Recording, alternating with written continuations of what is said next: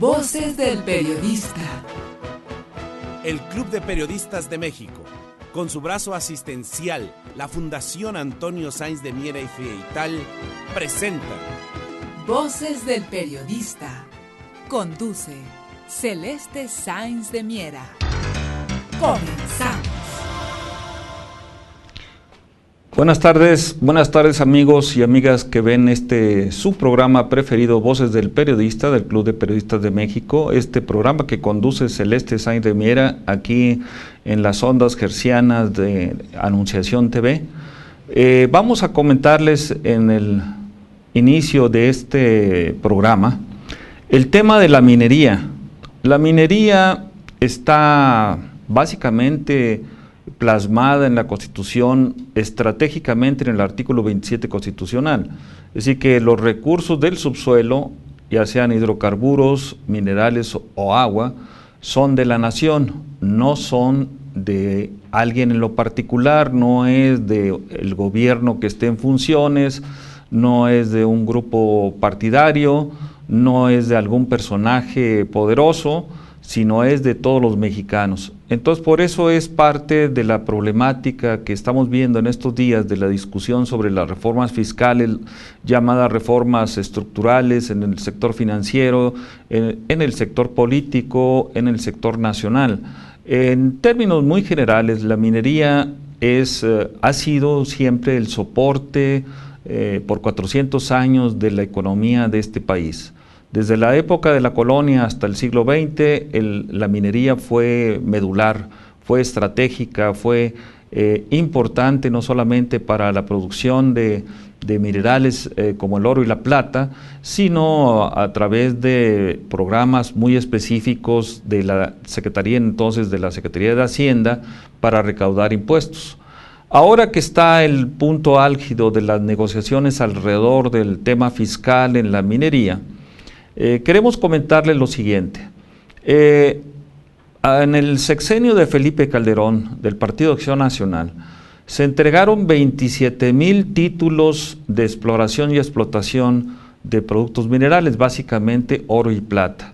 Se entregaron a 2,000 empresas canadienses que en este momento tienen 585 proyectos para explotación y beneficio, principalmente del oro y la plata.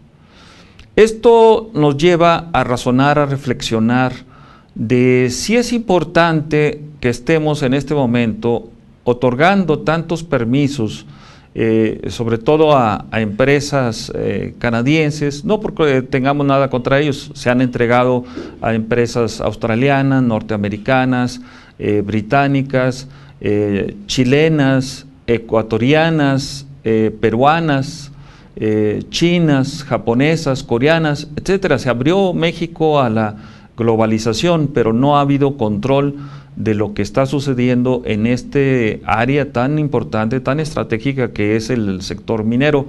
El valor agregado al sector minero pues, se le llama la metalurgia. Entonces, minero-metalurgia es un ente que significa que lo que tenemos que hacer es darle valor agregado a los productos que sacamos del subsuelo. Darle valor agregado en el país, no como está sucediendo que el valor agregado se le está dando en el exterior. Y luego irse compenetrando de los temas financieros, sobre todo de cómo se manejan los minerales en la bolsa, sobre todo la bolsa minera más importante del mundo, que es la bolsa de Vancouver. En ese punto, lo que estamos visualizando es que hay una polémica muy importante alrededor de la minería que está situada en el ángulo de que las empresas extranjeras, sobre todo las canadienses, no quieren pagar los impuestos. Es más, probablemente se vayan a amparar sobre la ley y sobre las negociaciones que está habiendo, pero lo que están pagando de impuestos es una cantidad muy pequeña, aproximadamente lo están haciendo sobre las hectáreas concesionadas y no sobre el valor de lo que están sacando del país, y por lo tanto este tema lo vamos a seguir platicando. Este tema es medular en este momento en que las finanzas del país están álgidas, están difíciles, están escasas de recursos, y no es posible que un país del tamaño nuestro esté perdiendo la parte estratégica de la producción de minerales, porque en este caso no solamente estamos hablando del oro o la plata, estamos hablando del cobre, estamos hablando del plomo, el estroncio, el litio, el titanio, el tuxteno, el berilio, la varita, etcétera. Este es un país, el segundo país del orbe más rico en minerales después de Sudáfrica. Por lo tanto, creemos que el tema a los mexicanos, a todos los que estamos interesados en esta problemática, pues nos lleve a razonar, a reflexionar, como decíamos al principio, sobre de que el sector público, el Estado mexicano, recupere la soberanía sobre estos minerales que son parte medular no solamente de la economía de México, sino del tipo de cambio. Un país del tamaño nuestro que no tenga reservas en oro y plata, pues está expuesto a la volatilidad de los mercados financieros. Este es el punto fino de esta plática, de este programa, porque lo que estamos observando en este momento es que en el Banco Central, el Banco de México, solamente hay 4 toneladas de oro que respaldan el peso mexicano.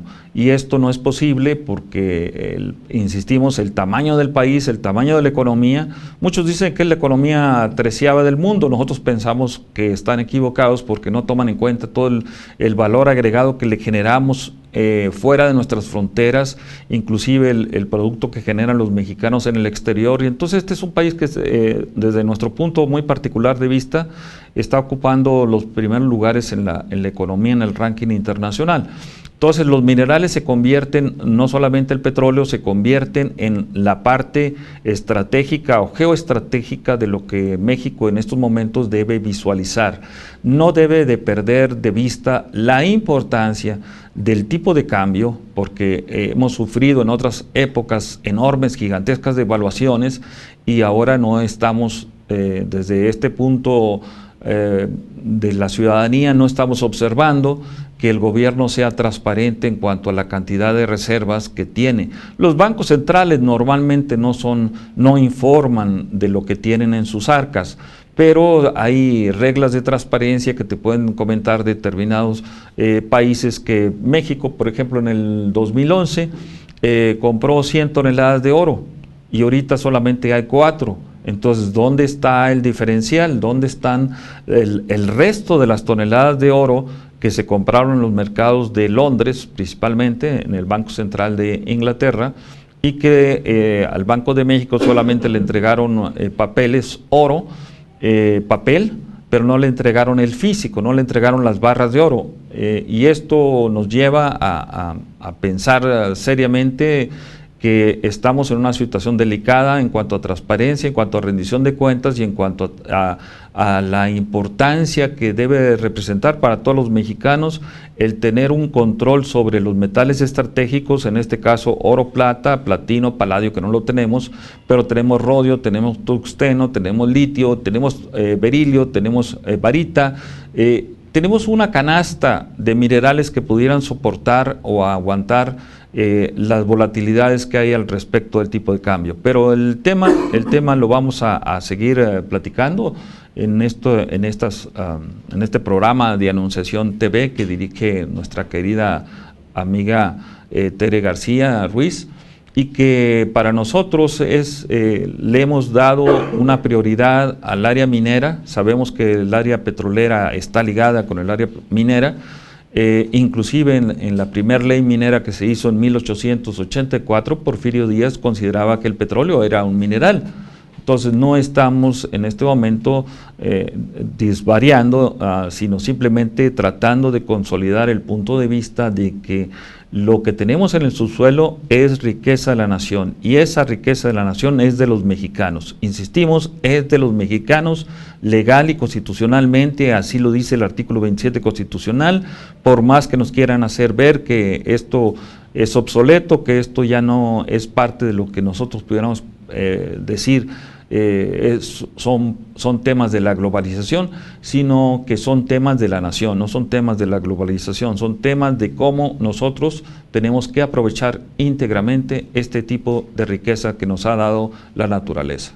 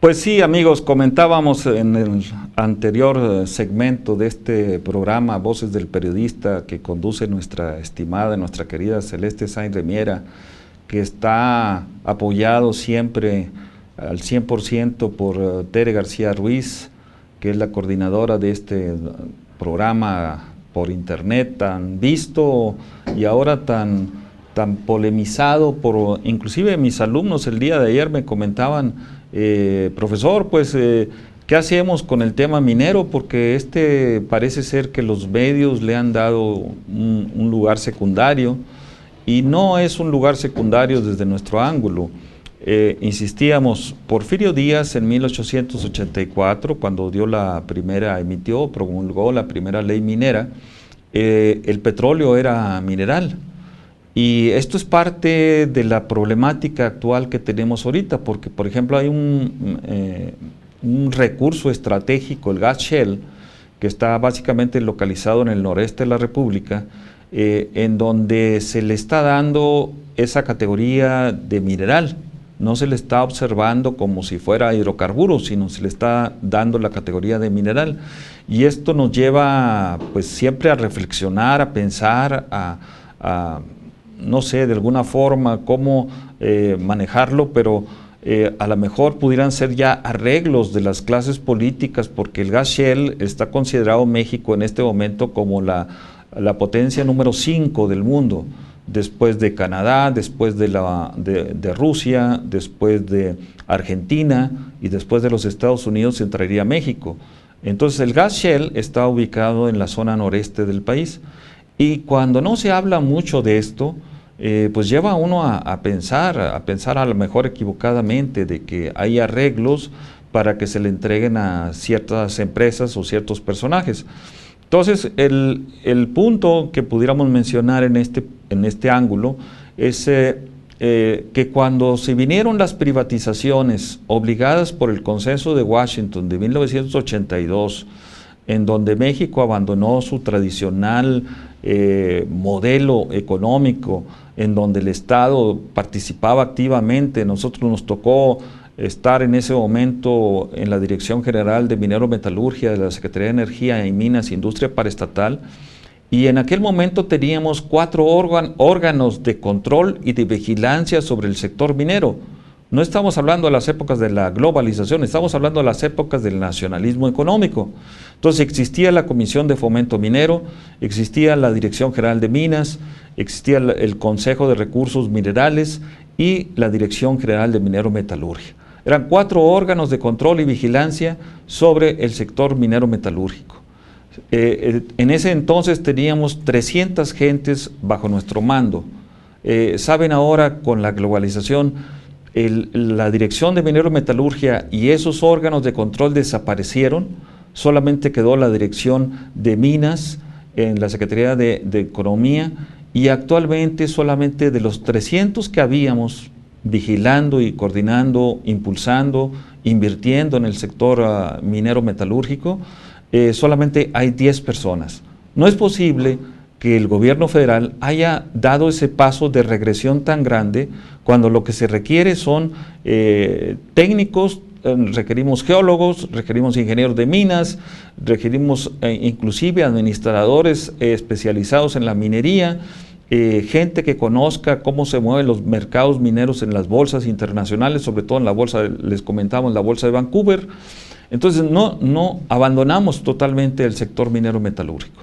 Y resulta, esto fue en 1994 con las llamadas reformas al artículo 27 constitucional de Carlos Salinas de Gortari, donde desincorporaron las reservas mineras y prácticamente las privatizaron y las entregaron a grupos afines al presidente en ese momento. Por ejemplo, el Grupo Acerero del Norte, que para desfortuna nuestra, pues está aquí a unas cuadras de donde estamos. El Grupo Acerero del Norte o Grupo GAN se quedó con las mejores empresas del sector minero metalúrgico. Es decir, se quedó, por ejemplo, con Varita de Sonora. Varita con B grande es un mineral estratégico que sirve para la perforación de pozos petroleros. Se quedó, por ejemplo, con Roca Fosfórica de Baja California Sur, en donde se sacan fertilizantes, pero básicamente nosotros teníamos conocimiento en los años que nos tocó estar coordinando el sector minero metalúrgico, teníamos conocimientos de grandes yacimientos de uranio. Aparte se quedó con todo el sector minero carbonífero, esto que es importantísimo para la producción de acero. Por eso el grupo medular, el grupo central del Grupo Acerero del Norte es Altos Hornos de México, que tiene su ubicación en Monclova, Coahuila. También se quedó con una considerada en los años del nacionalismo económico, que consideramos la empresa número 1 en cuanto a modernización, en cuanto a capacitación y en cuanto a cuidado del medio ambiente, Minera Carbonífera Río Escondido, que se encuentra en Piedras Negras, Coahuila, y que obtiene de la tierra el carbón térmico que se le vende al complejo termoeléctrico José López Portillo, que también está ubicado en la zona de influencia de Piedras Negras, Coahuila. Entonces esa empresa Micare estaba considerada como la empresa número 1, era el prestigio que teníamos de las empresas paraestatales. Actualmente se abandonó totalmente, está abandonada.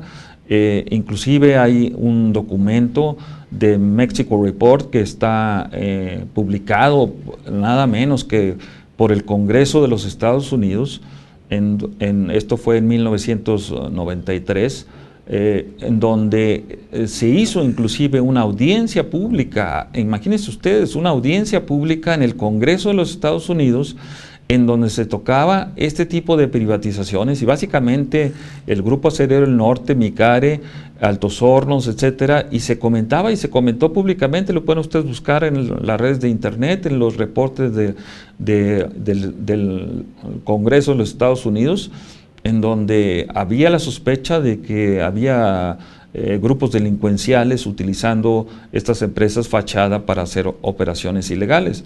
Entonces veamos dónde han caído las empresas que eran el prestigio del sector minero metalúrgico paraestatal. Han caído bajo sospecha ahora de estar bajo inclusive operaciones ilegales de lavado de dinero. Entonces teníamos otra empresa que también fue ideal para nosotros, líder en el análisis del sector minero metalúrgico, que era Real del Monte y Pachuca, que esta ha sido una de las empresas tradicionales del país en la producción de oro y plata. Desde los años de la colonia, fue de las primeras empresas de la colonia que fueron grandes productoras de oro y de plata. Entonces también se la quedó Grupo Acerero del Norte. Entonces todo esto nos lleva a pensar, inclusive podemos estar equivocados, pero nos lleva a pensar con documentación directa que hemos obtenido del Banco Mundial, directamente en la capital, en Washington. Allá nos recibieron, estuvimos platicando con las gentes encargadas de este tipo de préstamos, que los préstamos que se dieron para el sector minero y siderúrgico están ligados. El minero metalúrgico, siderúrgico, en el caso de la minería de carbón, se sacan, por decir algo, 10 millones de toneladas de carbón en la región centro-norte de Coahuila. Estas se utilizan el 80% para la producción de acero, el otro porcentaje se utiliza para la producción de energía eléctrica. Entonces, estos recursos que en aquel entonces obtuvimos del Banco Mundial para desarrollar, para impulsar, para hacer crecer las empresas minero-metalúrgicas del Estado mexicano, cayeron en uno de los grupos Acerero del Norte. Entonces, lo que estamos viendo actualmente es que si a partir del 94 se entregaron los recursos del oro y la plata que son estratégicos para la nación, sobre todo para el Banco de México, para tener un poder adquisitivo en el peso mexicano, en los años anteriores a 94, las empresas que se dedicaban al oro y la plata tenían que entregar físicamente al Banco de México su producción de oro y plata. Ahora, después de la privatización del sector minero metalúrgico, ya solamente entregan un papelito que dice que sacaron X cantidad de onzas troy de oro y de plata al Banco de México. Entonces, no es posible que nosotros los mexicanos mantengamos una apatía o un desconocimiento o una falta de información sobre estos temas, porque el oro y la plata lo vamos a seguir ratificando en este programa y en muchos más que tengamos. Es tan importante como el petróleo, porque el petróleo no es parte de la reserva del Banco Central, y el oro y la plata sí son parte de las reservas del Banco Central. Esto permite, insisto, darle estabilidad al peso mexicano en momentos en que hay enorme volatilidad en los mercados de divisas, sobre todo por la falta de respaldo que está teniendo el dólar, la crisis que está teniendo el euro, el yen que ha sufrido embates naturales, el yuan que todavía no crece, el yuan de China, que todavía no crece como una moneda internacional, está apenas el año pasado empezó a cotizar en los mercados internacionales de Chicago. Entonces el peso mexicano empieza a ser utilizado en los mercados de futuros de la Bolsa de Chicago, el Chicago Mercantile Exchange, como una especie de paraguas de los inversionistas internacionales para protegerse de las posibles devaluaciones bruscas que tienen las monedas casi a diario. Entonces el peso mexicano como que viene a ser una especie de DEN para protegerse de esto. Y sin embargo, si no tenemos oro y plata para respaldar esto, pues entonces, pues amigos, estamos en una situación delicada.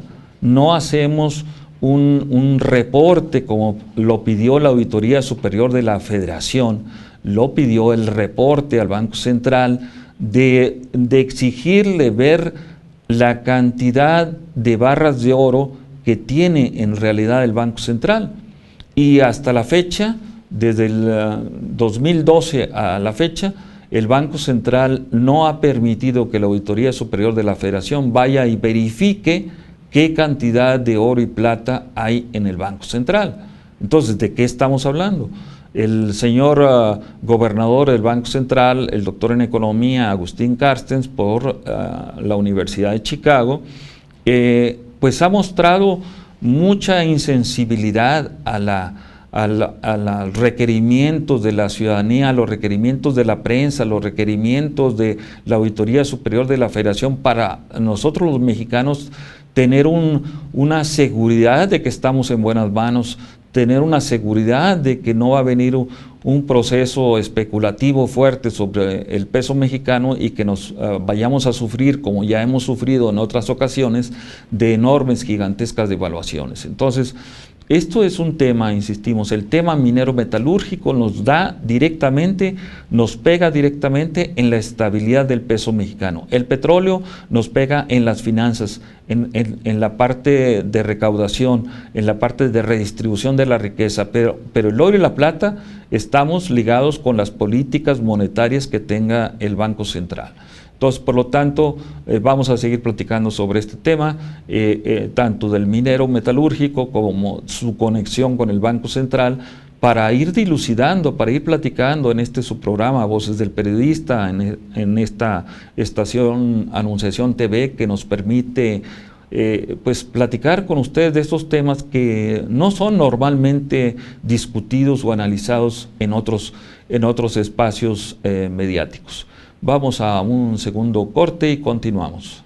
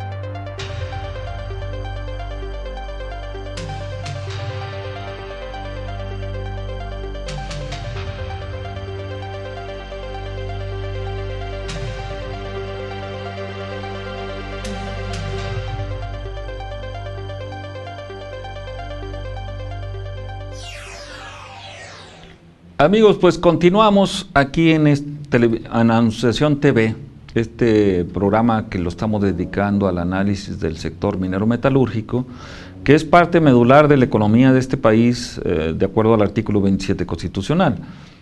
Para mí es indisoluble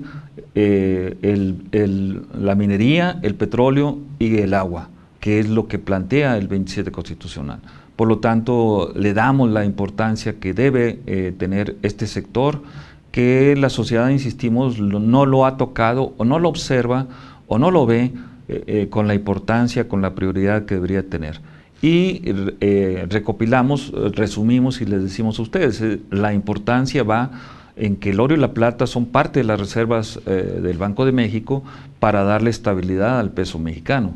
Entonces, si tuviéramos que el petróleo fuera parte de las reservas del Banco de México, pues eso sería otro cantar, pero en este momento son estos minerales llamados metales preciosos, en los cuales está el platino y el paladio, pero no tenemos ni platino ni paladio. Pero hay otro metal estratégico que es el rodio. El rodio es parte de los convertidores catalíticos de los coches.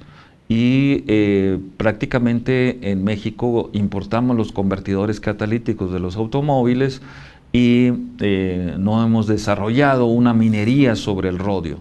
Es más, inclusive cuando los automóviles tienen un accidente y se van a los deshuesaderos, pues debería haber un reciclamiento del mineral de rodio para darle pues valor agregado a todo esto. Imagínense, la onza troy de rodio está ahorita aproximadamente a $1,500 en los mercados internacionales, y un convertidor catalítico trae una onza troy de rodio.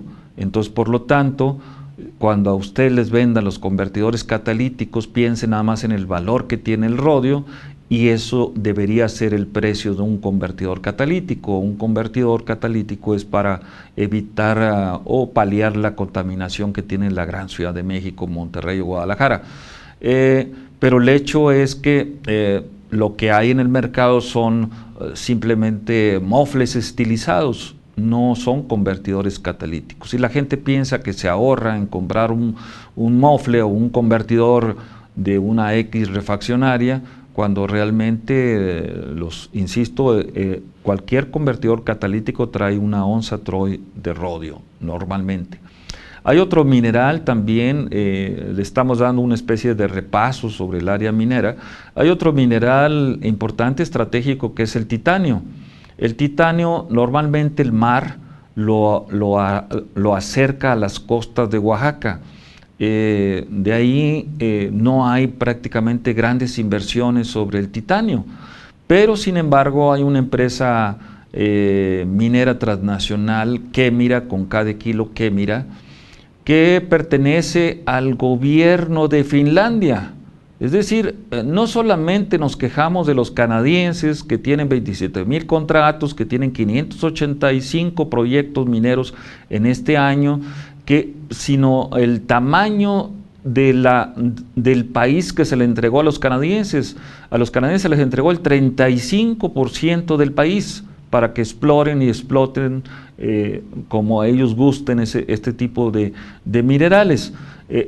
Abro este paréntesis para explicar que no estamos en contra de Canadá, simplemente que tenemos que regular que lo mismo que se paga de impuestos para extraer el oro y la plata de México debería ser lo que se paga en Canadá para extraer el oro y la plata.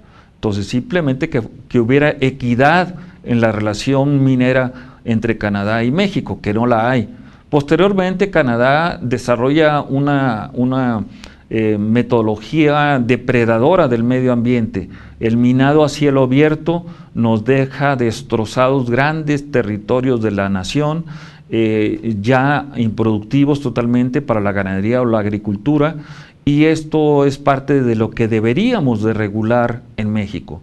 Y posteriormente pues ha salido en la prensa, La Jornada, Reforma, Proceso, han mencionado que las mineras canadienses han traído grupos paramilitares para controlar la indignación de los pueblos indígenas, porque la mayoría de las concesiones, de las 27,000 concesiones que se han entregado a las mineras canadienses, pues han sido prácticamente en zonas indígenas o zonas de pueblos locales. y por lo tanto hay un choque, un roce muy fuerte entre la minería depredadora y los usos y costumbres de los pueblos. Entonces ahí nos están generando los canadienses un problema real que no está siendo analizado bilateralmente, que no está siendo estudiado en las grandes universidades, ni las mexicanas ni las canadienses, que no hay un intercambio de información sobre el desastre que están causando en el país, que no hay un control tampoco por parte de los órganos de inteligencia de México, porque esto sería seguridad pública, de que se contraten a grupos paramilitares. Está un caso pues prácticamente paradigmático de una luchadora oaxaqueña llamada Betty Cariño, que fue a ella a protestar al Parlamento de Canadá. Ella estuvo físicamente en el Parlamento de Canadá y al regresar a México fue asesinada brutalmente. Entonces no podemos pasar por alto estas cosas, o sea, estamos en el siglo XXI, no estamos hablando de temas que para nosotros nos pudieran ser pues realmente intrascendentes, sino son temas medulares para el conocimiento de la nación. Pero hablábamos de esta empresa minera transnacional que es del gobierno de Finlandia, que constitucionalmente están prohibido que los gobiernos participen directamente en actividades productivas en México, y sin embargo esto es una empresa paraestatal del gobierno finlandés y obtiene el titanio de Oaxaca. Se lo lleva, le da valor agregado, es decir, lo refina, hacen metalurgia sobre el titanio en Savannah, Georgia, y de ahí se obtiene lo que hemos llamado el Rolls Royce de los productos minero-metalúrgicos, el dióxido de titanio. El dióxido de titanio es, coloquialmente, para que me entiendan, es lo que le da color blanco a las cosas. Todo lo que es color blanco tiene el dióxido de titanio. Y nosotros, las clases empresariales, las clases profesionistas, los geólogos, el gobierno federal, no impulsa que los mexicanos seamos los que le demos valor agregado aquí y sea en este caso una empresa finlandesa la que se esté llevando esta riqueza de la nación. Hay otro producto más. Imagínense, les estoy dando rápidamente los minerales estratégicos de la nación. El berilio. El berilio se encuentra en la frontera de Coahuila y Texas. Está explotado por una empresa mexicana, esto sí, una empresa mexicana que se llama La Domincia, de la familia Madero, Madero Bracho. Ellos lo mezclan con otro mineral que se llama fluorita. La fluorita vale en este momento $80 la tonelada de fluorita, y el berilio vale $80 la libra, y están mezclando berilio con fluorita.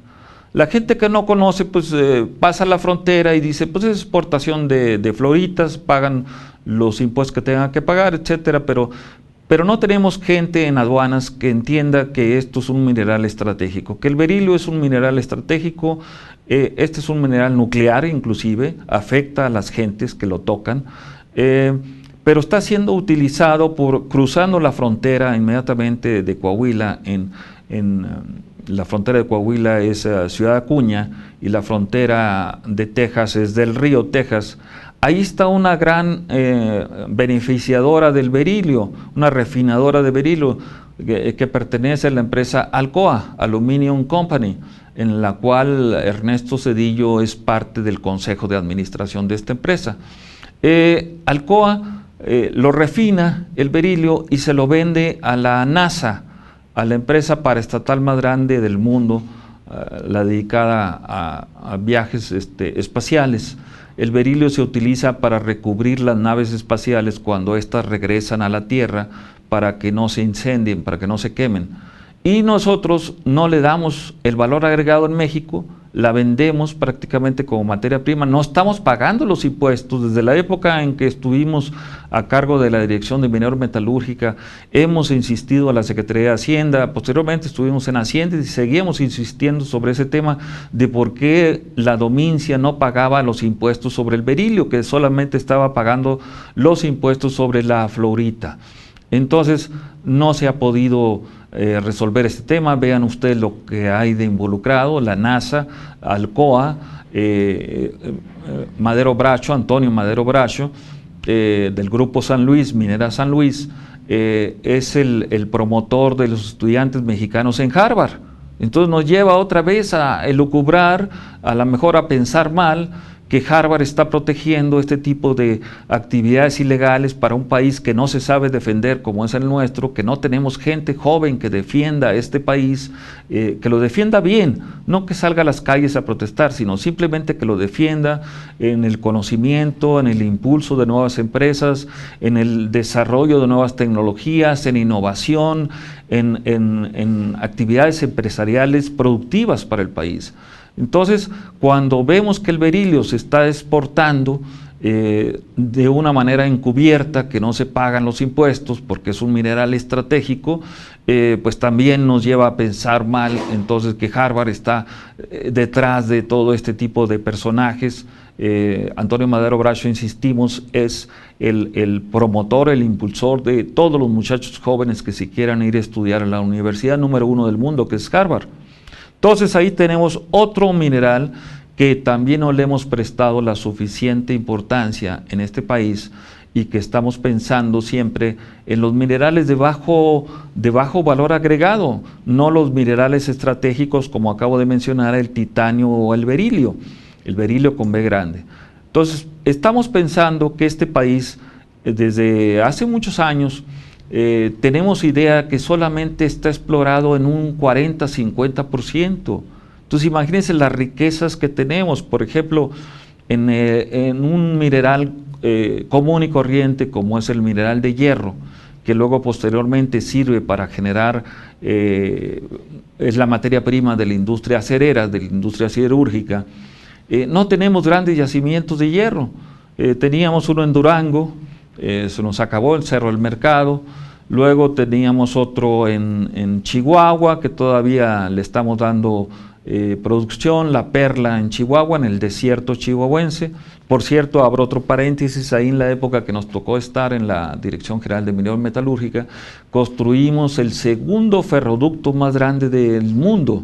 Este ferroducto que lleva el mineral de hierro está en La Perla, Chihuahua, en el desierto chihuahuense, sube la Sierra Madre Oriental y luego lo lleva hasta Monclova en Coahuila. Son cerca de 400, 500 kilómetros en donde nosotros invertimos esos recursos para darle valor agregado a la minería, para integrar las cadenas productivas, porque la importancia era integrar el mineral con la producción de acero. Y pues ahora sabemos que prácticamente el Grupo Acerero del Norte pues, se llevó la joya de la corona de las industrias siderúrgicas del país, que es Altos Hornos de México. Entonces decíamos, no hay grandes yacimientos de hierro. Luego tenemos acá en Colima otro gigantesco yacimiento de hierro, Peña Colorada, que es el que surte a Sicarza, Siderúrgica Lázaro Cárdenas Las Truchas, que por cierto, otro paréntesis, esa empresa fue impulsada por el presidente Echeverría de acuerdo con el general Lázaro Cárdenas para darle valor agregado en México y luego sacar el producto siderúrgico y llevárselo a China. O sea, ellos tenían la visión de estadistas, tanto Echeverría como Lázaro Cárdenas, porque ellos visualizaban en esos años el poderío enorme que iba a tener China. Entonces ya nosotros teníamos ese proyecto muy desarrollado, no solamente estaba basado en una zona que no era nada en aquel entonces, Lázaro Cárdenas, Las Truchas, y que se desarrolló toda una serie de industrias colaterales con la industria siderúrgica. Entonces Peña Colorada era parte de ese desarrollo, de ese proyecto siderúrgico que el gobierno de México construyó, insisto, con el apoyo del general Lázaro Cárdenas y con en ese momento la actividad ejecutiva del presidente Echeverría. Sin embargo, nos falta hierro, estamos importando grandes cantidades de hierro de Brasil principalmente, y hay un cerro en Oaxaca Cuando se cruza de Tuxtepec a la capital Oaxaca, se tiene que cruzar una sierra enorme, gigantesca, pero en la parte más alta de la sierra hay un lugar que se llama Cerro Pelón. Bueno, nosotros hicimos estudios en ese momento sobre el Cerro Pelón, y el Cerro Pelón está lleno de mineral de hierro.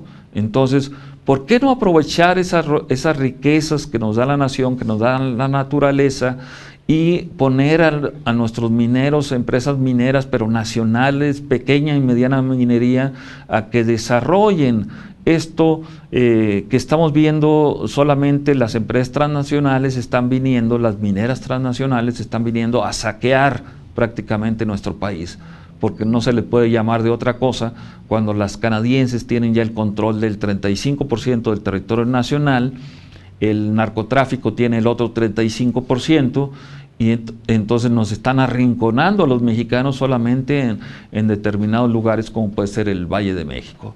Pero vamos a un tercer corte comercial y continuamos en Anunciación TV.